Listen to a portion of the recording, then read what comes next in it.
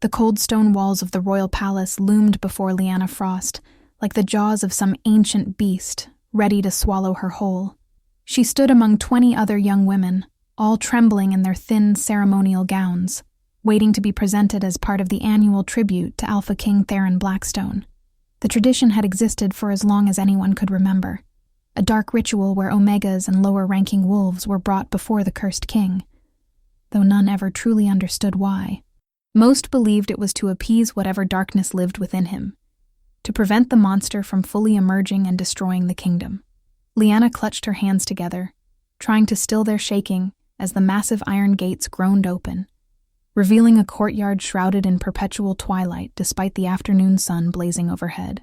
If you are enjoying this journey into the mysterious world of the Alpha King, please consider leaving a like and sharing your thoughts in the comments below. Your support means everything and helps us bring more stories like this to life. The palace attendants, their faces carefully blank masks of trained indifference, gestured for the group to follow. They moved through corridors that seemed to absorb light rather than reflect it, past tapestries depicting battles long forgotten and portraits of previous royalty, whose eyes had been deliberately scratched out.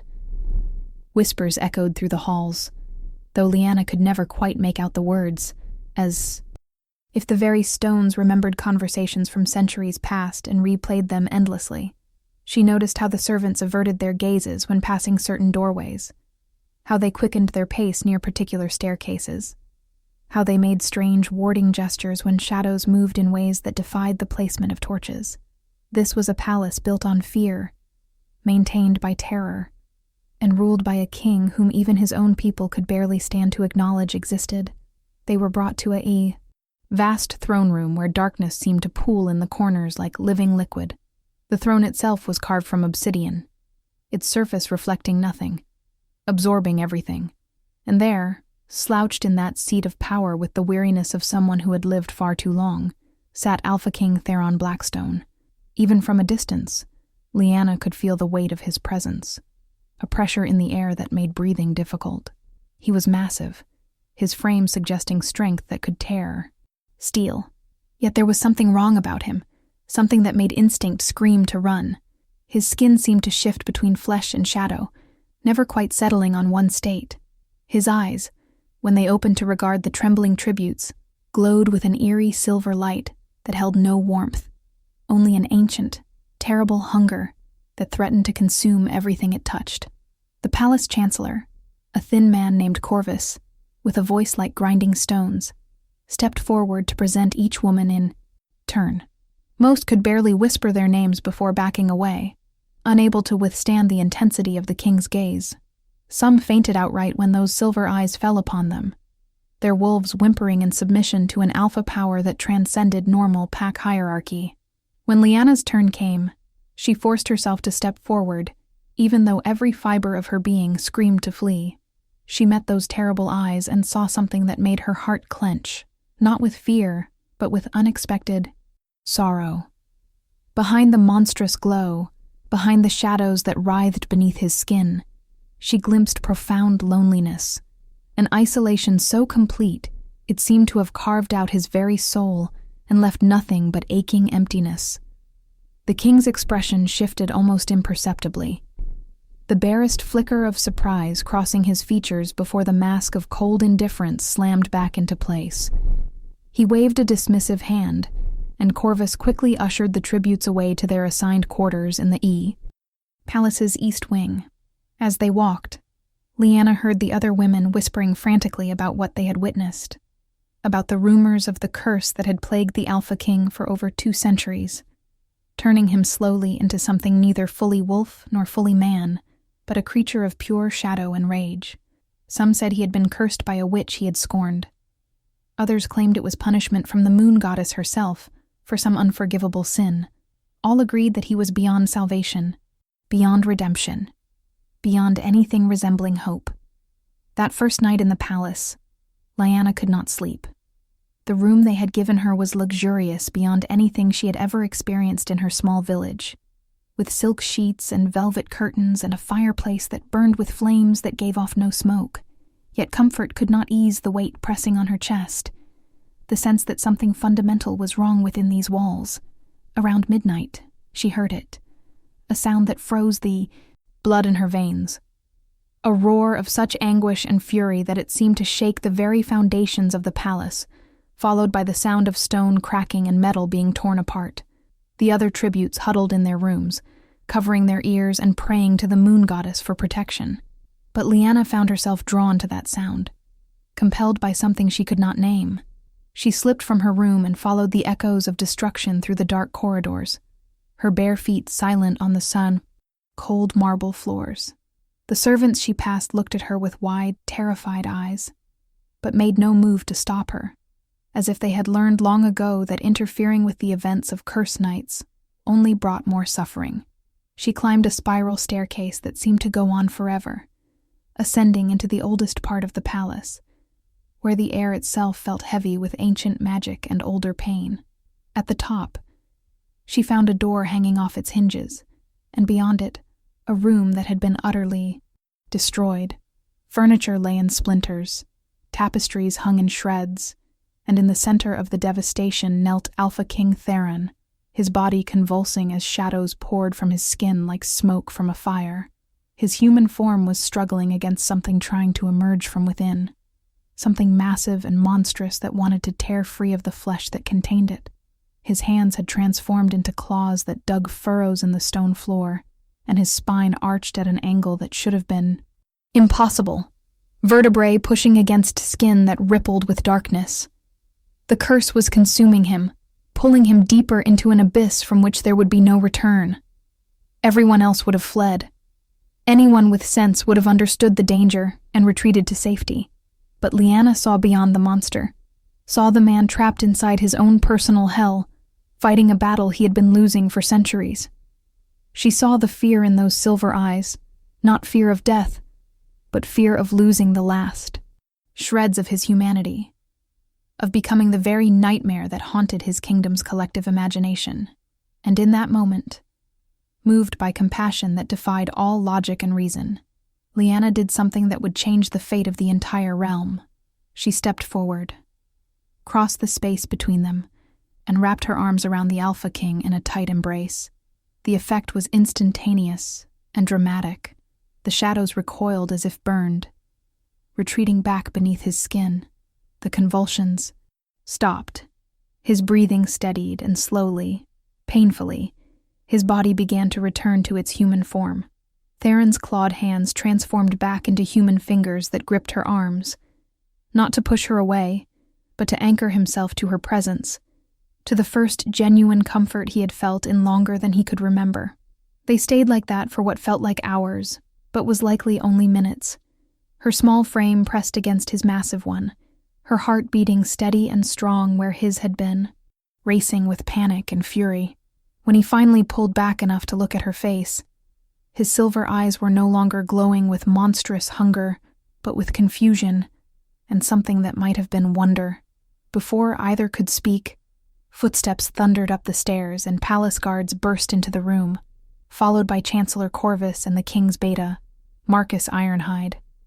They stopped short at the scene before them, shock evident on every face. No one had ever witnessed the curse being halted. Mid-transformation, no one had ever seen the King's shadows retreat, and certainly no one had ever dared to touch him during one of his episodes. Corvus recovered first, his expression shifting through several emotions before settling on something calculating and cold. He ordered the guards to escort Lyanna back to her quarters immediately. But Theron's voice, rough from screaming but carrying unmistakable authority, commanded them to leave her be. Make sure to subscribe to our channel and hit that notification bell so you never miss the next chapter of this incredible story. We have so much more to share about Lyanna and Theron's journey, and your subscription helps us continue creating content you love. The days that followed were strange and tense. Lyanna was moved from the East Wing to rooms closer to the King's private chambers, a move that scandalized the court and set tongues wagging with speculation. She was not imprisoned, but neither was she free to leave, existing in a strange limbo where she was both guest and captive. Theron began summoning her to his study each evening, At first, simply having her sit in silence while he worked through mountains of correspondence and reports that governing a kingdom required. He did not explain why her presence seemed to ease the constant pressure of the curse, did not acknowledge the way shadows no longer writhed quite so violently beneath his skin when she was near. He simply seemed to need her there. A living anchor to humanity that he had been without for so terribly long. Gradually, silence gave way to conversation. Lyanna learned that Theron had not always been the monster the kingdom feared. 200 years ago, he had been a young king full of idealism and hope, determined to unite the fractured wolf packs under a banner of peace and prosperity. His downfall had come when he refused the romantic advances of Morgana Nightshade, a powerful witch who served as one of his advisors. Scorned and humiliated, before the court, she had woven a curse of exquisite cruelty, one that would slowly strip away his humanity over centuries, ensuring that he would watch himself become the very thing he despised while remaining conscious and aware throughout the entire transformation. The curse fed on negative emotions, on anger and fear and loneliness, growing stronger with each passing year, until the man would be completely consumed by the monster. Theron had tried everything to break the curse.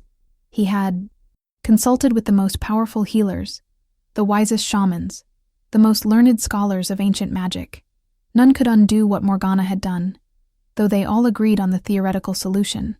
The curse could only be broken by true love, by someone who could look upon him at his absolute worst, at the peak of his monstrous transformation, and choose to love him anyway. But who could love a monster? Who could see past the shadows and the rage to the man trapped within? For 2 centuries he had given up hope, resigned himself to eventually losing the battle and becoming a mindless creature of destruction that would have to be put down like a rabid animal, until Lyanna had embraced him. The revelation of this potential cure did not escape Chancellor Corvus's attention. In the shadows of the court, he began to weave plots of his own. For decades, he had been the true power behind the throne, making decisions in the king's name while Theron grew increasingly isolated and unstable. If the curse were to be broken, if the king were to truly return to his full power and clarity of mind, Corvus would lose everything he had carefully built. He began spreading rumors about Lyanna, suggesting she was a witch herself, sent to manipulate the king for unknown purposes. He poisoned the minds of nobles against her, painting her compassion as calculated seduction, her kindness as sinister strategy. But within the growing conspiracy around them, something genuine was blossoming between Lyanna and Theron. She told him about her life in the small village, about losing her parents to a rogue attack when she was young, about being raised by the pack's elder who taught her that strength was not about power, but about the courage to show kindness in a cruel world. He shared memories from before the curse, from a time when he had believed that leadership meant service, when he had walked among his people instead of hiding from them in a palace that had become more prison than home. They discovered shared loves of old poetry and constellation mapping, of debates about philosophy and discussions about what made a life worth living. The first time Theron laughed at something Lyanna said, a genuine laugh free from bitterness and pain. The shadows beneath his skin flickered and faded almost to nothing. The servants who witnessed it spoke of it in hushed, reverent tones, as if they had witnessed a miracle, and perhaps they had. With each moment of connection, each instance of genuine emotion that was not anger or despair, the curse weakened its grip. Theron began to look more human, his skin maintaining its natural tone for longer periods, his eyes showing their original deep amber color more frequently than the cursed silver glow. Hope, that dangerous and precious thing, began to take root in his heart for the first time in 2 centuries. But hope makes one vulnerable, and Corvus knew how to exploit vulnerability. He arranged for a visiting Pack Alpha to challenge Theron's authority, knowing that rage and the subsequent transformation would undo months of progress. During the confrontation, Theron felt the curse surge, felt the monster trying to claw its way free, felt his control beginning to slip. The visiting Alpha, a brute named Ragnar Bloodfang, deliberately insulted not just Theron but Lyanna as well, calling her a whore playing at being queen, suggesting she spread her legs for the monster in exchange for palace luxuries. The calculated cruelty of the words hit their mark, and Theron's vision went red with fury. The transformation began, violent and swift. Shadows exploded from his body, his bones cracked and reformed, his humanity drowning beneath a tidal wave of bestial rage. The court scattered in terror. Guards drew their weapons, though they knew such things were useless against the cursed king. And Ragnar himself began to back away, as he realized he had pushed too far. But before the monster could fully emerge, before the last vestiges of Theron's consciousness could be swept away, Lyanna was there. She placed herself between Theron and Ragnar, her small body utterly inadequate as a shield, but her courage absolute and unshakable. She reached up to cup Theron's face, now partially transformed and monstrous, and spoke words that cut through the chaos like a blade through silk. She told him she saw him, truly saw him, and that what she saw was not a monster, but a man who had endured unimaginable suffering, and yet still fought to hold on to his humanity. She told him she was not afraid, that she chose to stand with him, that he was not alone in his battle anymore. And then, with the entire court watching in stunned silence, she stood on her toes and pressed a gentle kiss to his twisted, monstrous mouth. The shadows shattered like glass, exploding outward in a shockwave that knocked everyone but Lyanna to the ground. When the darkness cleared, Theron stood fully human, his body free from the curses visible. Marks. His eyes their natural amber for the first time in 200 years. He collapsed into Lyanna's arms, and she held him as he wept. Centuries of pain and loneliness finally finding release. The court erupted into chaos. Some hailed it as a miracle. Others called it witchcraft, and Corvus saw his carefully constructed power crumbling before his eyes. He retreated to his chambers and began sending urgent messages to allies throughout the kingdom, calling in debts and activating networks of spies and assassins that he had cultivated over decades. If the curse could not keep the king weak, then more direct measures would be necessary. That night, as the palace celebrated what seemed to be the breaking of the curse, poison was slipped into Lyanna's wine, and blades were sharpened in dark corners of the servants' quarters. The assassination attempt came at dawn. Lyanna woke to find her room filled with smoke and masked figures advancing with weapons drawn.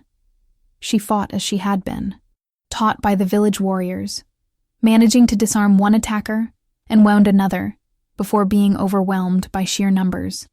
They dragged her toward the window, clearly intending to stage her death as a suicide or accident, but they had underestimated the bond that had formed between Lyanna and Theron, a connection that went beyond the merely physical or emotional into something almost supernatural.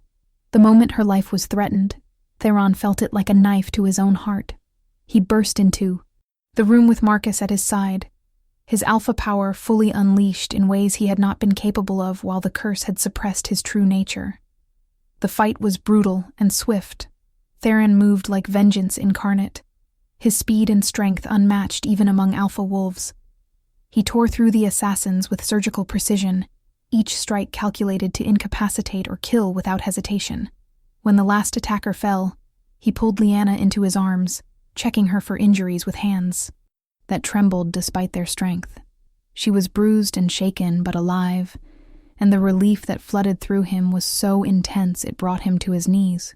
He realized in that moment that what he felt for her went far beyond gratitude for breaking his curse, beyond companionship, or even the deep friendship they had developed. He loved her, completely and irrevocably, with an intensity that terrified him, because it made him vulnerable in ways even the curse never had. The investigation into the assassination attempt led directly to Corvus. Documents were found detailing years of embezzlement, of secret alliances with enemy pacts, of plans to eventually overthrow Theron entirely and install a puppet king who would serve Corvus's interests. When confronted, the Chancellor dropped all pretense of loyalty and revealed the depth of his treachery. He had been the one to encourage Morgana's initial interest in the king, feeding her false information about Theron's supposed attraction to her in hopes that her inevitable rejection would create conflict he could exploit.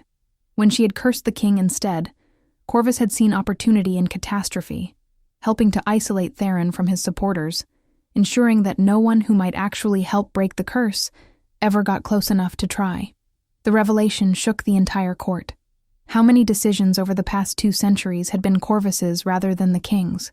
How much suffering could have been avoided if the Chancellor's treachery had been discovered sooner? Theron had him imprisoned to await trial, though many called for immediate execution. But Lyanna counseled mercy tempered with justice, reminding Theron that how he handled this moment would set the tone for his renewed reign. He listened to her wisdom and ordered a full accounting of Corvus's crimes, promising that justice would be served, but through proper channels and with full transparency. The court saw in this a king who had returned not just to power, but to the ideals that had once made him beloved before the curse had twisted everything. Yet even with Corvus imprisoned and the immediate threat neutralized, something was not right. The curse had been weakened, pushed back, but not entirely broken. Theron could feel it lurking in the depths of his being, waiting for moments of weakness to reassert itself.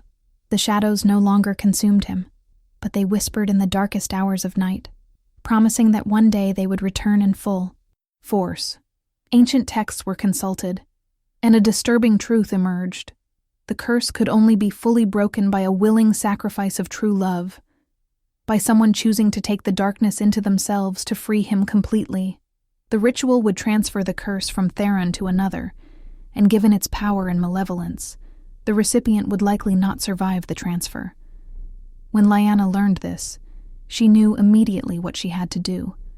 She had seen what the curse had done to Theron over 2 centuries, had witnessed the daily battle he fought against his own darkness, and she refused to let him continue suffering when she had the power to end it. She began researching the ritual in secret, consulting with the few magical practitioners in the court who could be trusted, preparing herself for what she knew would be a one-way journey. Theron must never know her plan, because he would never allow her to sacrifice herself for him. His love for her had become the center of his universe, and losing her would destroy him more thoroughly than the curse ever had. The night Lyanna chose for the ritual was one of the new moon, when darkness held its greatest power, and magic flowed most freely through the world. She slipped from her chambers and made her way to the palace's oldest wing, to a room where Morgana had first cast her curse 200 years prior. The stone walls still bore scorch marks from that dark magic, and the air itself seemed to vibrate with residual malevolence. Lyanna set out the necessary components: candles made from rendered shadow wolf fat, salt mixed with tears of the cursed, and at the center, a blade forged from meteorite iron that could cut spiritual bonds as easily as physical flesh. She began the incantation, words in a language older than the wolf packs, older perhaps than the moon goddess herself. Power began to gather, pulling at the curse that lay coiled around Theron's soul. She felt the moment it became aware of her, felt its attention shift like the gaze of some vast and terrible predator. Pain unlike anything she had ever experienced lanced through her body as the curse began to transfer, shadow and malevolence pouring from Theron into her. Every cell screamed in agony, every nerve alight with suffering that transcended the merely physical. She collapsed to her knees, but forced herself to continue the ritual, each word harder to speak than the last, as her vocal cords began to tear from the strain. Theron woke from sleep with a gasp, feeling the curse being ripped away like a bandage torn from a wound. He knew instantly what was happening and who was responsible. Terror gave him speed as he raced through the palace, following the pull of his bond with Lyanna to the cursed wing. He burst through the door to find her in the center of the ritual circle, her body racked with convulsions as shadows poured into her from seemingly nowhere. Her eyes had taken on that terrible silver glow he knew so well, her skin rippling, as the curse sought to reshape her into a vessel for its malevolence. He screamed her name and tried to enter the circle, but the magical barrier threw him back with enough force to crack the stone wall behind him. Marcus and several guards arrived, along with the few magical practitioners Lyanna had consulted who had realized too late what she intended. They explained that interrupting the ritual now would destroy both Lyanna and Theron, that the curse needed to fully transfer, or it would rebound and consume them both in an explosion of dark magic that would likely level half the palace. Theron could only watch in helpless horror as the woman he loved suffered to free him from his torment. Every instinct screamed to save her, to take the curse back upon himself, to do anything other than stand uselessly while she sacrificed herself. When she looked at him through eyes more silver than human, she smiled despite the agony etched into every line of her face. And he understood that she did this not out of duty or obligation, but out of love. The ritual reached its crescendo, power peaking to levels that made reality itself seem to bend and warp. The curse completed its transfer, settling into Lyanna with a finality that felt like a death knell. The barriers fell, and Theron rushed forward to catch her as she collapsed, her body cold and lifeless in his arms. The shadows beneath her skin writhed victoriously, already beginning the same slow consumption that had taken him 2 centuries. She had saved him, but condemned herself to the exact fate from which she had freed him. The injustice of it, the profound wrongness, threatened to break something fundamental in Theron's mind. He had been freed from his curse only to receive a worse one, doomed to watch the woman he loved suffer as he once had. But as he held her, his tears falling onto her face, something unexpected began to happen. The alpha power that had been suppressed by his curse for 200 years was fully his again, and with it came abilities he had forgotten he possessed. Among the Alpha King's most sacred gifts was the ability to share burdens with his pack, to take suffering upon himself to spare those under his protection. It was a power that worked both ways, allowing the pack to support their alpha in times of need. What if, instead of one person bearing the curse, it could be distributed among many? What if the curse that was too powerful for any one individual to survive could be diluted across hundreds or thousands?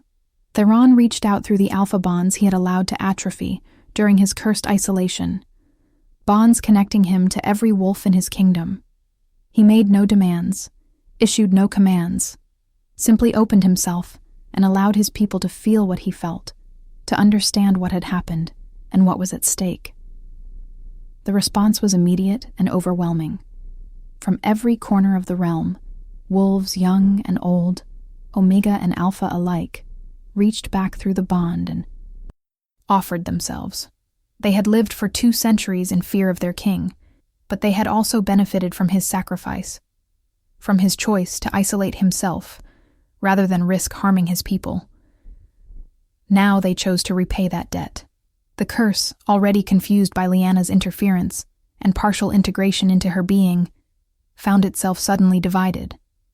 Instead of one soul to corrupt, it faced thousands, each taking the tiniest fraction of darkness into themselves, spreading the malevolence so thin that it became manageable. Shadows flickered across the kingdom as every wolf aged enough to withstand the burden accepted their share. Children were protected by parents who took double portions. Elders who had lived long lives volunteered to carry more than their fair share, and alphas throughout the realm bore the heaviest loads. The curse, designed to consume one person completely, found itself unable to destroy thousands simultaneously.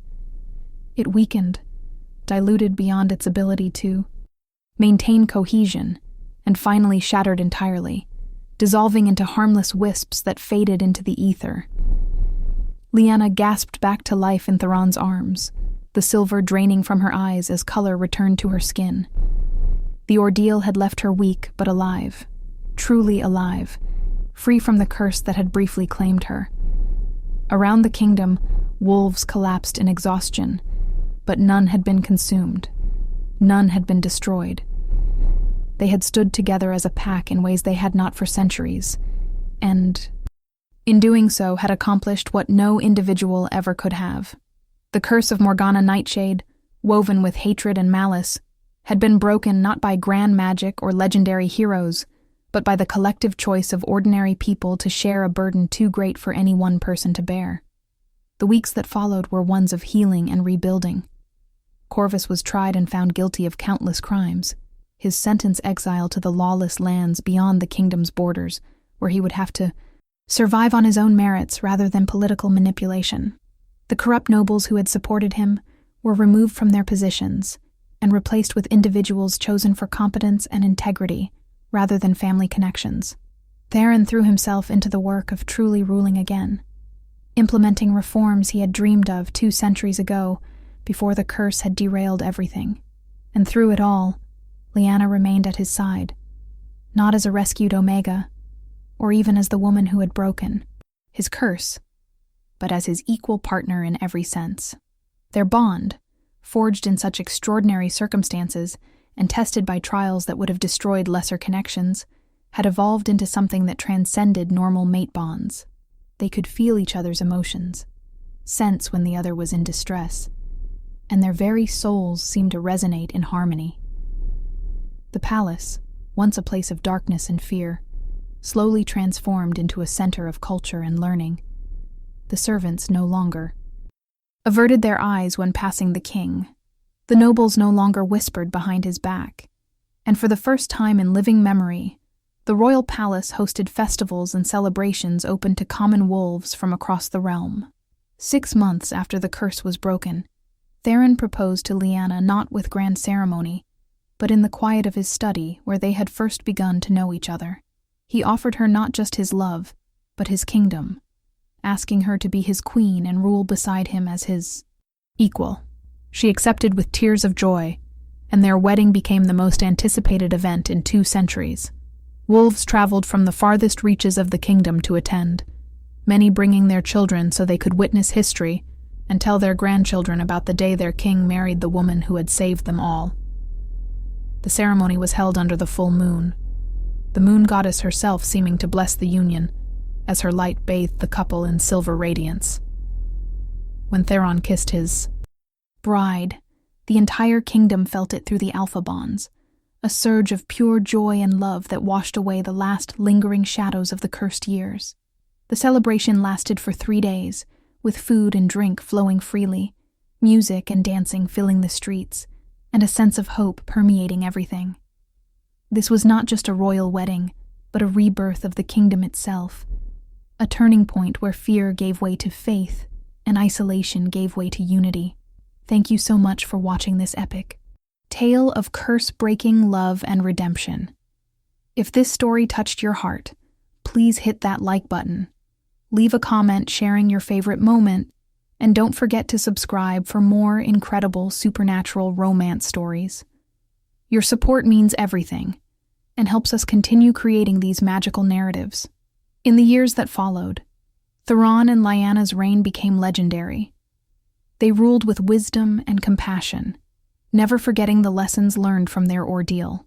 They established laws protecting Omegas from exploitation, created councils that gave voice to common wolves in matters of governance, and fostered alliances with neighboring packs based on mutual respect rather than dominance. The palace, once isolated and feared, became a place where any wolf could bring their grievances and expect fair hearing. Under their leadership, the kingdom flourished as never before. They had 3 children over the years, each born with unusual gifts that blended Theron's alpha power with something uniquely their own. Their eldest daughter could soothe any conflict with her presence, a living embodiment of the peace her parents had fought to create. Their son inherited his father's strength, but his mother's compassion, becoming a warrior who fought only to protect, never to conquer. Their youngest, a daughter with her mother's gentle heart and her father's fierce determination, would one day become an advisor to kings and queens across the continent, spreading the ideals her parents had championed. But despite the joy and success, neither Theron nor Lyanna ever forgot how close they had come to losing everything. On the anniversary of the night Lyanna had first embraced him during his transformation, they would climb to the highest tower of the palace and sit together in silence, watching the moon rise and remembering. They would hold each other close, grateful for every moment, knowing that their love had been tested in ways most could never imagine, and had emerged not just intact, but stronger for the trials endured. The story of the cursed Alpha King and the Omega who dared to embrace him became a tale told throughout the realm, passed down through generations. It became more than just a story about breaking curses or finding true love. It became a parable about the power of compassion in the face of fear, about choosing connection over isolation, about the strength that comes from allowing yourself to be vulnerable. Parents told it to their children to teach them that sometimes the most monstrous appearing beings need kindness most, that courage is not the absence of fear, but acting despite it, that one person's choice to show love can ripple outward to change an entire world. And in the end, that was perhaps the greatest magic of all, more powerful than any curse or counterspell. Two people, brought together by circumstance and fate, choosing to see each other truly and love what they saw despite all the reasons not to. Oh, Ting learning that strength sometimes means accepting help. And Omega, discovering that gentleness is its own form of power. Together, they prove that even the darkest curses could be broken, that even the deepest wounds could heal, and that love, when truly given and freely received, could transform not just individuals, but entire kingdoms. Their legacy lived on not in grand monuments or mighty conquests, but in the simple truth that everyone, even cursed kings and ordinary Omegas, deserves to be embraced exactly as they are,